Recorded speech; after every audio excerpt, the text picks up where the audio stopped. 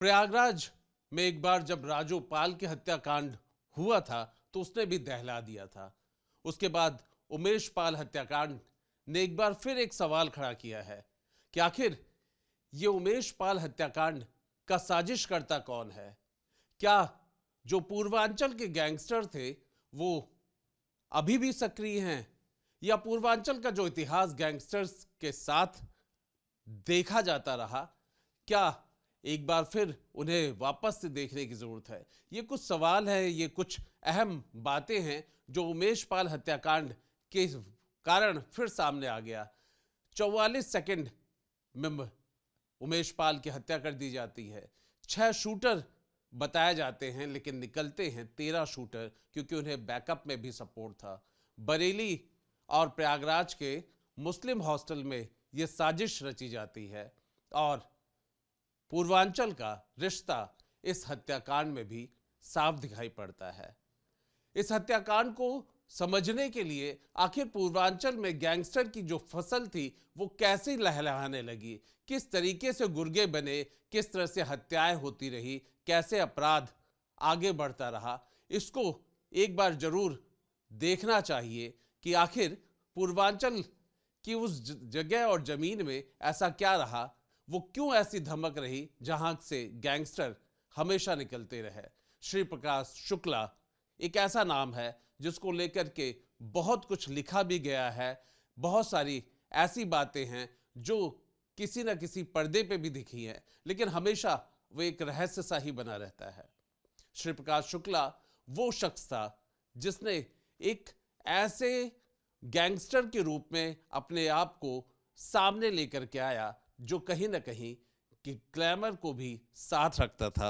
हमारे साथ हैं वरिष्ठ पत्रकार अंबिका दत्त मिश्रा, जो कि लखनऊ और पूरे यूपी के अपराध जगत को और क्राइम रिपोर्टिंग करते रहे। सर, पूर्वांचल की अगर बात करते हैं हम, तो मेरे जहन में जो नाम है वो है श्री प्रकाश शुक्ला, विनोद उपाध्याय और मुन्ना बजरंगी।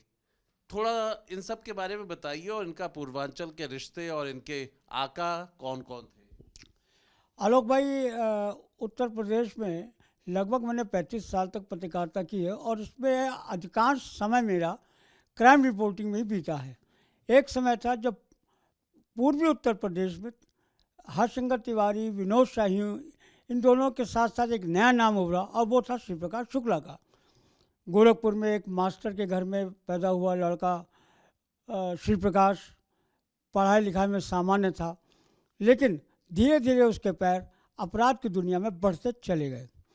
जैसे पहली उसने घटना हुई 1993 में, जब उसकी छोटी बहन स्कूल से घर लौट रही थी और रास्ते में राकेश तिवारी नाम के एक आदमी ने उसके साथ छेड़खानी की। घर आकर उसने अपनी जब घटना बताई तो श्री प्रकाश का खून खौल गया और उसने तुरंत घेराबंदी करके राकेश तिवारी को मौत के घाट उतार दिया। बस यहीं से शुरू हुआ श्री प्रकाश का अपराध जगत का इतिहास। इसके बाद श्री प्रकाश शुक्ला फरार हो गया। अब उसकी तलाश पुलिस बहुत तेज़ी से कर रही थी। दूसरी तरफ पूर्वांचल के सबसे प्रमुख और प्रभावशाली माफिया सरगना हरशंकर तिवारी भी उसके ऊपर अपनी निगाह लगाए हुए थे। हरशंकर तिवारी का जो इंटरेस्ट था वो ये था कि श्री प्रकाश जैसा दिलेर लड़का अगर उनके गैंग में आ जाए तो उनका गैंग का काम चल जाएगा। अंततः हरशंकर तिवारी के संपर्क में श्री प्रकाश आ ही गया और उन्होंने उससे अपना चेला बना लिया। श्री प्रकाश ने हरशंकर तिवारी के कहने पर कई बड़े बड़े काम किए। फिर वो हरशंकर तिवारी के साथ रेलवे के ठेकों में जुड़ गया। लेकिन ये गुरु और चेले की ये कदम ताल बहुत दिनों तक नहीं चली और रेलवे ठेके में कुछ ऐसा विवाद हुआ कि दोनों को अलग कर दिया। इसके बाद श्री प्रकाश शुक्ला ने अपना अलग एक गैंग बना लिया। अच्छा, सूरज भान सिंह भी इसमें कुछ इनका भी रोल था। श्री प्रकाश शुक्ला ने हरशंकर तिवारी के कहने पर उनके प्रतिद्वंदी वीरेंद्र शाही पर पहले एक बार गोली चलाकर मारने का प्रयास किया, लेकिन नहीं हुआ। हरशंकर तिवारी से अलग होने के बाद श्री प्रकाश शुक्ला बिहार के सूरज भान सिंह जैसे नामी माफिया के साथ जुड़ गया और काम करने लगा। लेकिन वीरेंद्र शाही के साथ अपनी दुश्मनी को भूल नहीं पाया और अंततः उसने एक दिन वीरेंद्र शाही को मौत के घाट उतार दिया। शिव प्रकाश ने लखनऊ में विवेक श्रीवास्तव नाम के लाठी डीलर के सरेशाम लाटू शोट में गोली मार कर हत्या किया। शिव प्रकाश का इतिहास लंबा चौड़ा जुड़ता गया। 1998 में मुख्यमंत्री थे कल्याण सिंह, और कहा जाता है कि शिव प्रकाश शुक्ला ने 6 करोड़ रुपए की सुपारी मुख्यमंत्री कल्याण सिंह को मारने के लिए रखी थी। इसकी भनक जब शासन को लगी तो पूरे प्रदेश में हड़कंप मच गया। तत्काल एक तत्काल स्पेशल टास्क फोर्स नामक टीम का गठन किया गया, और उसका मुख्य उद्देश्य ये था कि शिव प्रकाश शुक्ला को मार गिराना। STF को अपने इस टारगेट पर काफ़ी हद तक सफलता भी मिली, और उसने 1998 में गाज़ियाबाद में शिव प्रकाश शुक्ला को दिन दहाड़े एक इनकाउंटर में मार गिराया। गाज़ियाबाद में हर गैंगस्टर की अपनी एक कमी होती है, हर माफिया सरगना की कमी होती है, और शिव प्रकाश शुक्ला की कमी थी लड़की। उसकी एक खास प्रेमिका गाज़ियाबाद में रहती थी और वो अक्सर उससे मिलने जाता था। पुलिस को उसकी जब भनक लगी तो उस समय गोरखपुर पुलिस ने उसकी प्रेमिका के टेलीफोन को सर्विलांस पे रखा, और वहीं से पता चला कि अमुक दिन शिव प्रकाश मिलने के लिए अपनी प्रेमिका से गाज़ियाबाद आ रहा है। इसकी जब जानकारी शिव प्रकाश व पुलिस को लगी तो पुलिस ने घेराबंदी शुरू की और गाज़ियाबाद में शिव प्रकाश को ढेर कर दिया। इस तरह से 5 साल के एक बड़े आतंक का खात्मा हुआ। और इसी तरीके से हम कहें कि पूर्वांचल का एक बड़ा नाम भी उभर करके आया।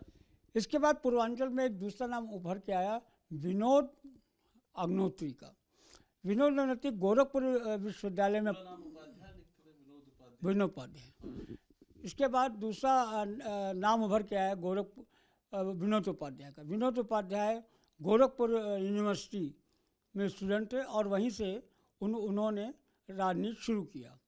वो चुनाव कम लड़ते थे, चुनाव ज़्यादा लड़वाते थे। 2002 में उन्होंने अपने एक आदमी को खास आदमी को चुनाव लड़वाया। मतलब कुछ किंग मेकर जैसी भूमिका रखते हैं। हाँ, वो हमेशा किंग मेकर जैसी भूमिका निभाते थे, और यहीं से शुरू हुआ विनोद उपाध्याय का एक लंबा चौड़ा आपराधिक इतिहास। विनोद उपाध्याय का मेन काम होता था ज़मीनों पे कब्जा करना, ज़बरदस्ती कब्जा करना, और इस कब्जेदारी में उनका एक पूरा का पूरा गैंग बना था। विनोद अग्नोत्री भी हरशंकर तिवारी के चेले हुए, हरशंकर तिवारी के साथ एक लंबे समय तक जुड़े रहे, और उसके बाद अंततः लखनऊ में गोमती नगर में 2020 में उनको गिरफ्तार कर लिया गया। तो विनोद उपाध्याय ऐसा अपराधी था जिसके खिलाफ अपराध को लेकर के 20-22 मुकदमे थे। और हाँ, विनोद विनोद उपाध्याय की दिलचस्पी रेलवे ठेकों में कम, ज़मीनों पर अवैध कब्जों को लेकर ज़्यादा थी, और इसी में उसकी ज़्यादातर लोगों से रंजिश भी थी। लगभग 20-22 मुकदमे उसके खिलाफ विभिन्न मामलों में दर्ज भी हुए। एक बार उसके ऊपर एक दूसरे गिरोह ने हमला भी किया। इस हमले में विनोद के दो साथी मारे गए, लेकिन विनोद वहाँ से बच निकला। लखनऊ के हसगंज थाने में विनोद के खिलाफ हत्या और हत्या के प्रयास के मुकदमे 2007-2008 में दर्ज भी हुए। विनोद की तलाश लंबे समय तक पुलिस करती रही, और अंततः विनोद 2020 में गोमतीनगर थाने से पकड़ा गया। विनोद के बारे में दिलचस्प कहानी हम विनोद के बारे में एक दिलचस्प वाक़या हम ये भी बता रहे हैं कि जब वो जेल में था तो वहाँ पर एक बंद दूसरे कैदी ने उसको एक थप्पड़ मार दिया था। विनोद इस चीज़ को भूला नहीं। 8 महीने बाद वो जब जेल से बाहर आया जमानत पे, तो उस कैदी की तलाश करने लगा। वो कैदी भी जेल के बाहर आ गया था, और विनोद ने उस थप्पड़ का बदला उसके सीने पर गोलियों को उतार कर लिया। जीत नारायण मिश्र था, और उस आदमी का नाम जीत नारायण मिश्र था। वो भी गैंगस्टर था और जेल में बंद था। अच्छा, एक अगर शिव प्रकाश शुक्ला की बात करें तो उसने चूँकि उसकी बहन को छेड़ा था, फिर वो माफिया की दुनिया में आ गया, गैंगस्टर बना। और इनकी भी बात में बड़ा एक इंटरेस्टिंग चीज़ है कि एक थप्पड़ की वजह से फिर ये अपराध की अपराध की दुनिया में तो पहले भी थे, खैर अपराध की दुनिया से जेल में गए थे, अपराधी हो गए थे, लेकिन एक थप्पड़ की वजह से के बाद उसका गिरोह बहुत ही मजबूत हुआ और मिश्रा से बचने के लिए उसने अपने गिरोह को काफ़ी हद तक मजबूत किया। एक दो बार विनोद अग्निहोत्री के ऊपर हमले भी हुए, लेकिन इत्तेफाक से वो हर हमले में बच गया था और बाद में पुलिस ने अरेस्ट कर लिया। और बाद में 2020 में गोमती नगर में पुलिस ने उसे गिरफ्तार कर लिया। संभवतः इस समय वो जेल में है। मुन्ना बजरंगी को लेकर के आपके पास तो बड़े किस्से हैं। मुन्ना बजरंगी जौनपुर का रहने वाला था। उसका नाम जो है उर्फ के तौर पर वैसे तो प्रेम प्रकाश सिंह था, लेकिन मुन्ना कहा जाता था, लेकिन बाद में वो मुन्ना बजरंगी के नाम से जाना जाता है। पूर्वांचल में हाहाकार तहलका मचाने वाले गिरोहों में एक तीसरा नाम था मुन्ना बजरंगी। मुन्ना बजरंगी 1983 में 1983 में मुन्ना बजरंगी का प्रादुर्भाव हुआ। गांव में सीधा साधा लड़का था, कायदे से खेलता रहता था, लेकिन कुछ दबंग था और मारपीट करता रहता था। उसकी दबंगई से कई बार पुलिस में कंप्लेंट भी हुई, लेकिन अपराध की दुनिया में उसका पहला नाम तब सामने आया जब वो जिस दुकान में काम करता था उस दुकान के मालिक को से उसकी मामूली कहा सुनी हुई और उस कहा सुनी में उसने उसकी हत्या कर दी। इसके पास आसपास के जितने भी गांव थे, इलाके थे, वहाँ प्रेम प्रकाश सिंह उर्फ मुन्ना बजरंगी का नाम हो गया।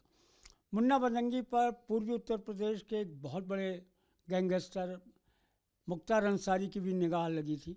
उन्होंने देखा कि एक दिलेर नौजवान जब काफ़ी हद तक अपना नाम कमा चुका है, तो उन्होंने धीरे से अपने गैंग में उसे शामिल कर लिया। मुन्ना बजरंगी का नाम पूर्वी उत्तर प्रदेश से लेकर लखनऊ और उसके आसपास तक के इलाके में एक आतंक के रूप में जाना गया था। मुन्ना बजरंगी का इतना खौफ था कि उसके नाम पर लोग वसूली कर लेते थे। आपको हम बताएं कि मुन्ना बजरंगी तो वो आदमी था जो खुद कम जगहों पर जाता था, उसके नाम पर ही वसूली होती, उसके नाम पर ही अपराध होता था और मुन्ना का नाम अपराध की दुनिया में बढ़ता ही चला गया। अल्टीमेटली मुन्ना बजरंगी भी गिरफ्तार हुआ और संभवतः 1918 में बात बताइए, 1998 में जब विधानसभा चल रही थी और कल्याण सिंह की सरकार थी, उन पे कानून व्यवस्था को लेकर के, खराब कानून व्यवस्था को लेकर के विपक्ष हमलावर था। उसी टाइम पे एक पर्ची आती है कि मुन्ना बजरंगी को मार गिराया। 1998 की बात है जहाँ तक मुझे ध्यान है। बाद में जब पोस्टमार्टम के लिए लेके जाते हैं तो पता लगता है उसकी सांस चल रही थी। क्या था किस्सा? मुन्ना बजरंगी को मारा गया था और मुन्ना बजरंगी को लेकर विधानसभा में जश्न भी मनाया गया, लेकिन जब बाद में पता चला उसकी सांसें चल रही हैं तो पता चला मुन्ना बजरंगी मरा नहीं है बल्कि जिंदा है। शायद मुन्ना बजरंगी के एक पैर में गोली लगने की वजह से वो लंगड़ा कर भी चलता था। मुन्ना बजरंगी 2018 में के पहले गिरफ्तार हुआ। 2018 में बागपत जेल में मुन्ना बजरंगी की हत्या कर दी गई। इस तरह से मुन्ना बजरंगी का भी एक इतिहास 2018 में अपराध जगत से समाप्त हो गया। तो अगर हम पूर्वांचल की बात करते हैं तो पूर्वांचल तो वैसे अलग अलग वजहों से जाना जाता है, पर एक खास वजह है माफियागिरी, रंगबाज या फिर गैंगस्टर। इसकी वजह से पूर्वांचल में ये हमने 3 नाम डिस्कस किए, जहाँ पर श्री प्रकाश शुक्ला की बात हो रही है, विनोद उपाध्याय की बात हुई, मुन्ना बजरंगी की। आपने पूरे इस अपराध के कवरेज के दौरान, जब आप एक सीनियर क्राइम रिपोर्टर रहे, क्या वजह थी पूर्वांचल में इस तरह के लगातार एक कहा जाए परंपरा बनती गई, नए नए गैंगस्टर, नए नए गुर्गे? उत्तर प्रदेश में माफिया सरगनाओं का जब नाम लिया जाता था तो उसमें पूर्वांचल के लोग जरूर हुआ करते थे। पूर्वांचल के गैंग बहुत होते थे, पूर्वांचल के माफिया सरगना बहुत होते थे। मेरा जहाँ तक ख्याल है, पिछड़ापन, आर्थिक रूप से पिछड़ापन, सामाजिक रूप से पिछड़ापन, विकास की दृष्टि से पिछड़ापन ने लोगों को अपराध की ओर और राजनीति की ओर बढ़ने के लिए प्रेरित किया। जो लोग राजनीति में अपने पैर जमाना चाहते थे, उनको लगता था कि जब तक अपराध की दुनिया पर अपना नियंत्रण नहीं रहेगा तब तक हम राजनीति में जम नहीं पाएंगे। इसलिए पूर्वी उत्तर प्रदेश में एक के बाद तमाम गैंग, जैसे हरशंकर तिवारी का गैंग, वीरेंद्र प्रताप शाही का गैंग, इन तमाम गैंगों ने एक के बाद एक अपने पैर पसारे और धीरे धीरे वो बहुत मजबूत होते हुए चले गए। लेकिन आपको एक बात बताएं, पूर्वांचल के गैंगों में जातीय समीकरण भी बहुत मायने रखते थे। हरशंकर तिवारी जहाँ ब्राह्मणों के रहनुमा थे, वहीं वीरेंद्र प्रताप शाही ठाकुरों के रहनुमा थे, और इनके रहनुमा होने के कारण दोनों ही खेमे अलग अलग बटे रहते थे। धीरे धीरे जब पूर्वांचल का विकास होने लगा, प्रशासन में सख्ती होने लगी। ये भी सही है कि प्रशासन के एक हिस्से का इन लोगों को सपोर्ट मिलता रहा, और इसी सपोर्ट की वजह से ये गैंग फले फूले और बहुत बड़े बने। लेकिन जब धीरे धीरे सपोर्ट कम होने लगा, पूर्वांचल का विकास होने लगा, तो इन गैंगों के नाम भी धीरे धीरे ख़त्म होने लगे। अब दो नाम रह गए हैं केवल, एक अतीक अहमद जिनका पूरा आतंक इलाहाबाद उसके आसपास के इलाके में, या गाज़ीपुर का मुख्तार अंसारी। जी, यही दो नाम, मुख्तार अंसारी की बात हो या अतीक की, पूर्वांचल के इस गैंगस्टर के इस सीरीज का यही मतलब था कि राजू पाल हत्याकांड से लेकर के उमेश पाल हत्याकांड, और आखिर इस हत्याकांड के हत्यारे और गुर्गे का फिर वही रिश्ता पूर्वांचल से निकलता है। और इसी पूर्वांचल के रिश्ते को लेकर के हमने आपको बताया कि पूर्वांचल में इससे पहले और कितने गैंगस्टर थे और कैसे कैसे उनके गुर्गे हुआ करते थे। वीडियो जर्नलिस्ट सूफी खान के साथ Alok Pandey, News Nation digital, Lucknow. Video journalist Sufi Khan के साथ Alok Pandey, News State digital, Lucknow.